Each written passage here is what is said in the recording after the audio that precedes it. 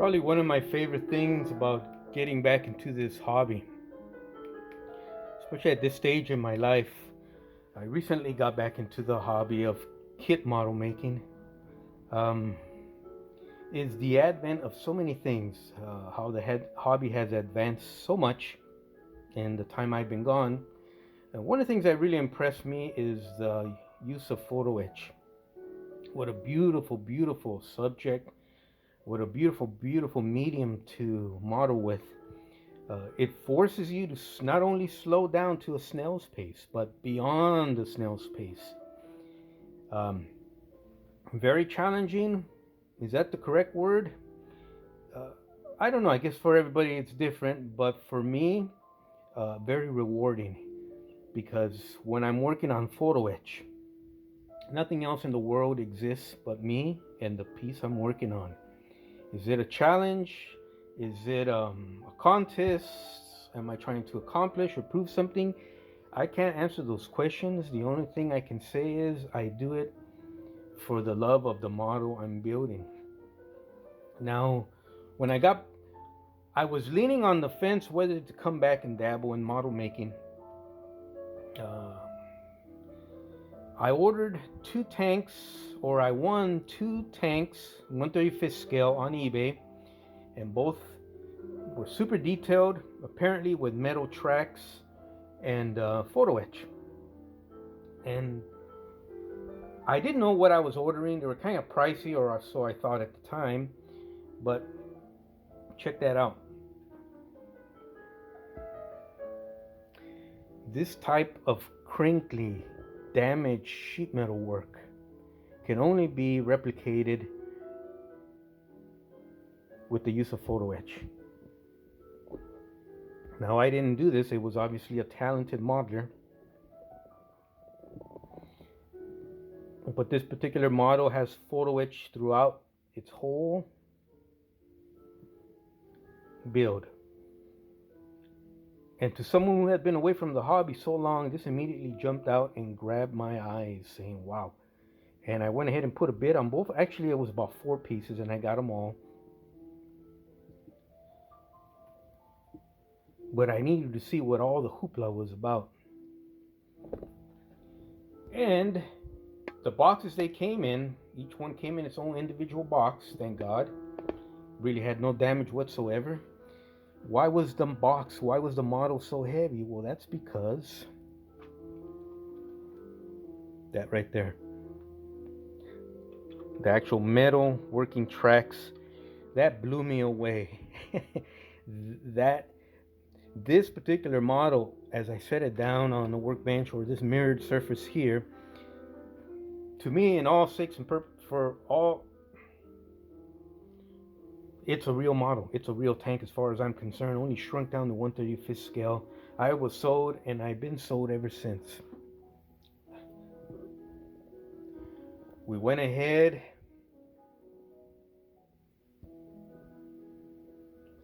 added the appropriate photo etch to bring our Dragon Sherman 105 variant model back to life. I've added more detail on the roof, including its aerial.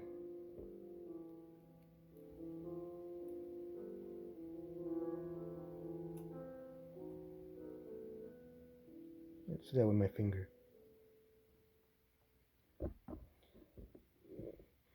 Found the spotlight, went ahead and used the Tamiya spotlight as opposed to the Dragon one. The Dragon one, this bracket, this pipe bracket type thing is way too delicate on the Dragon models one.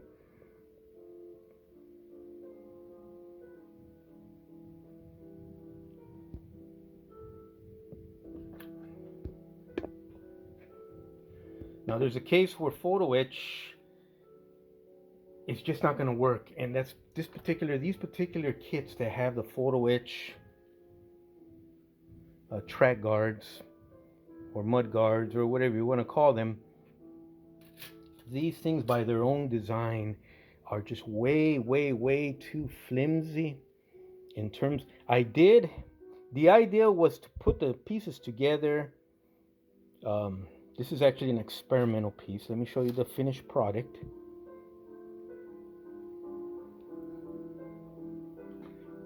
I put them together with a piece of brass strip underneath, a real thin piece, soldered in place to give me that rigidity, which I did accomplish. However, no matter how thin of a piece I put underneath, it added to the weight because of the length of this piece. Keep in mind, or I did not realize, and let me show you a drawing real quick. I did not realize at the time, or I did realize, just wasn't thinking at the moment, that this particular piece, looking head on into it, is going to be dependent on this tiny little lip running the whole length of the piece to hold it, to hold the rest of this mass, also in length, and with the added weight of the strip underneath. It's all going to depend on this little tiny fold, which is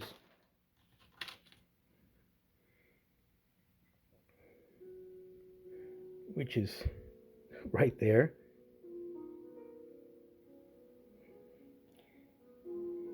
Now this is nothing new. I'm not discovering or rediscovering the wheel. These little tiny things have to support the entire weight of this piece. The piece itself is not heavy, but it can seem heavy because once you multiply its length by its width, you start getting that heavy feel, kind of where it wants to dip down way down here. And I'm depending on this light, tiny little piece to support that just merely by being glued on. Now these models are intended to be rebuilt or built so they can be handled. I like to incorporate a lot of metal and sturdiness into every single model I've ever built. No exception with this tank here. I had to make a call. I'm not keeping these. These are going to be given out, donated, sold, passed along to family members, whatever the case may be. I'm not going to be sticking around here too much longer. And my youth is behind me. So I need to start thinking, whoever gets this piece here, I can glue those pieces on. And they'll always be fine as long as they sit in my display shelf and are never handled. However, that's not going to be the case in my story here because they're meant to be picked up and handled and admired. The only thing I can come up with was I would have preferred if the body of the Sherman would have been brass and I could have soldered those pieces onto the side of the body. That's not the case here. So what I came up with is I had these extra spare fenders these are from either Tamiya or Asuka for their Sherman tank kits. What we're going to do is we're going to actually customize them so they fit on our particular vehicle. I won't be using the front part of it. I'm still happy using the brass pieces by Dragon. But these pieces here, I'm going to use the styrene pieces provided by either Tamiya or Asuka. But don't remember which is which. I just got the sprues. I ordered extra sprues on eBay here a while ago. And I'll use the plastic angle pieces that come along here on the side. The reason I'm going to go this route is because I prefer the two pieces of styrene being melted together, so to speak, by using Tamiya extra thin. So the track guards will be welded throughout its entire length here, where the plastic is dissolved together, the two styrene pieces using the Tamiya, and also the brackets. So I'm going to have sturdiness provided by the long piece itself and also by each individual piece, so you could bang into it or drop something on it and you should be all right. And if they pop apart, you can just use Tamiya and glue them back together again. Once I have the pieces installed on the model, I'm going to go ahead and primer them in gray, just how you see here, and you won't be able to tell the difference. But it's not, I think. This is the second time I shot this video. The first time around I said I think that's the way I'm going to go. This time shooting the video right now as you watch, this is the way I'm going to go. So I'm going to dick around with this, figure out what I need to do, install it. And I may lose a detail of the tiny little perforated holes run around along the edge on the bottom of the photo etch piece, and a little bolt head detail or rivet detail that runs along the top part. That's fine. I rather do that here because there's no sense in rehabilitating this model to look brand new all over again, only to have crinkled up, wavy, banged up photo etch parts that literally, you know, this little piece, it doesn't take anything to knock that off the glued surface. And this little bent piece down here, no matter what you do, you can't keep it straight. I think even a breeze bends it and makes it all wavy and stuff. And for it to depend on these angled braces, which are also glued on. Everything is glued on, but it's not dissolved onto another piece of styrene like using the Tamiya and the styrene pieces. It just screamed, unless I'm going to keep it forever behind a glass display shelf, which that's not going to be the case, it just screams that it's going to get crinkled up again all the time. So I made the call. We'll go ahead and go this route. That's not a big deal. Should be a piece of cake. Should be able to do it in one evening. I think the next time we see this video here, she will be done. I want to thank everybody who watched, followed, offered some words of encouragement, or just was curious on my little project here. So you can see the last parts I'm working on is the 50 cal and the photo etch that's associated with that. We'll add the ammunition can to it. Let's see here. There's the pieces I am going to use for the front of our dragon piece. So pretty much.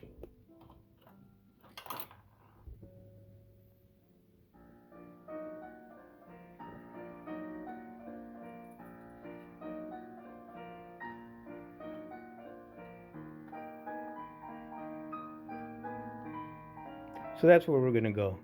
I'm going to have, it'll force me to use my brain a little bit more, be a little bit more creative, and it'll allow for me to have straighter, nicer, prettier lines as opposed to any future damaged, bent, folded, crinkled issues, non-stop issues that I would have had otherwise had I used the original PE parts.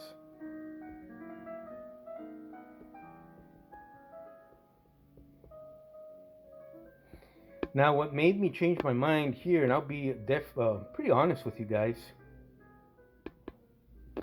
I ordered 2 photo etch pieces off of eBay here recently. They were by Edward.